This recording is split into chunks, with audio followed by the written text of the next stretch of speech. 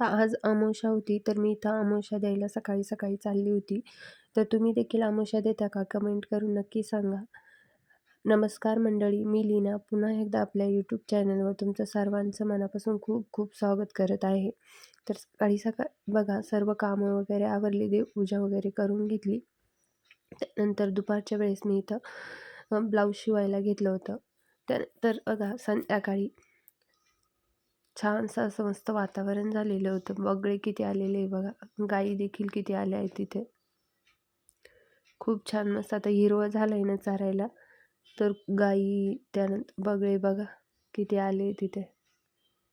त्यानंतर आज मला सकाळच्या वेळेस सकाळच्या जेवणामध्ये हॉटेलसारखी जी आपली शेवभाजी असते ना, ती बनवायची होती. तर मी इथे तीच बनवायला घेतलेली होती. ते इथं आता 2 मध्यम आकाराचे कांदे जे आहे ना, ते इथं असे व्यवस्थित धुवून कट करून घेतले होते. त्यानंतर आपले जे टमॅटो आपल्या आता जशी आपली क्वांटिटी जशी भाजीची असेल त्यानुसार तुम्ही इथं टमॅटो घ्यायचे. तर इथं मी ते 4 टमॅटो घेतले होते. छोटेच होते ते देखील. ते कट करून घेतले आणि ते मिक्सरच्या भांड्यामध्ये टाकून, तर त्यामध्ये थोडंसं अद्रक आणि लसूण टाकून घ्यायचं आहे. आणि हे जे मिश्रण आहे ते व्यवस्थित दळून घ्यायचं. बारीक अशी पेस्ट बनवायची. जशी आपण पावभाजीला वगैरे बनवतो ना, सेम त्या पद्धतीने पेस्ट बनवून घ्यायची बारीक व्यवस्थित. तर इथं बघा, आता मी दळून घेतलं हे सर्व. त्यानंतर कढई ठेवून कढईमध्ये थोडेसे 1-2 चमचे तेल टाकायचं. तिथे मी 2 चमचे तेल टाकून घेतले. तेल छान तापल्यानंतर त्यामध्ये मोहरी आणि जिरे व्यवस्थित तडतडू द्यायचे. तर मोहरी टाकली, त्यानंतर जिरे टाकले व्यवस्थित. त्यानंतर बघा, आता हे जे मिश्रण आपण दळलं आहे ना, ते त्यामध्ये टाकून घ्यायचं व्यवस्थित.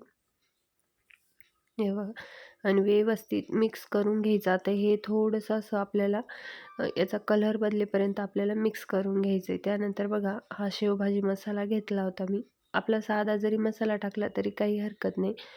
पण मी हा मसाला इथं पहिल्याच वेळेस वापरत होती. तर आता जसं तुम्हाला तिखट हवं आहे त्यानुसार तुम्ही, कारण हा जो मसाला आहे हा खानदेशी शेवभाजी मसाला आहे ना, हा थोडा आहे ना तिखट असतो झणझणीत. त्यामुळे इथं थोडाच वापरायचा आहे तो.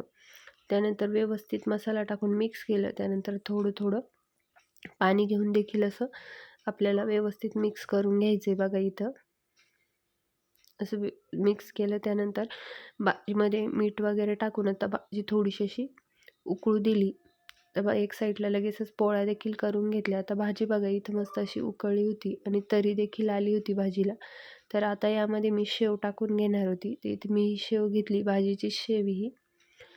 शेव टाकायची आणि 1 मिनिटानंतर लगेच गॅस बंद करायचा, कारण गरम असते ना भाजी. शेव जर जास्त होऊन गेली तर एकदम नरम होऊन जाते ती. त्यानंतर त्यामध्ये थोडीशी कोथिंबीर वगैरे टाकायची, म्हणजे छान लागते. अशा पद्धतीने आपली जी हॉटेल्समध्ये भेटती त्या पद्धतीने इथे मी शेवभाजी बनवून पाहिली होती. तुम्ही देखील बनवून पहा. तर आता मी इथे लगेचच जेवायला देखील घेतलं आता वाढून वगैरे. तर चला, कसा वाटला आजचा व्हिडिओ कमेंट करून नक्की सांगा. व्हिडिओ आवडला असेल तर लाईक शेअर करायला विसरू नका आणि आपल्या चॅनलवर कोणी नवीन असेल तर चॅनलला देखील सबस्क्राईब करा. तर इथे आता ताटं वगैरे बनवून जेवायला घेते आणि तुम्ही देखील अशा पद्धतीची भाजी एकदा नक्की ट्राय करून बघा. खूप छान लागते चवीला देखील.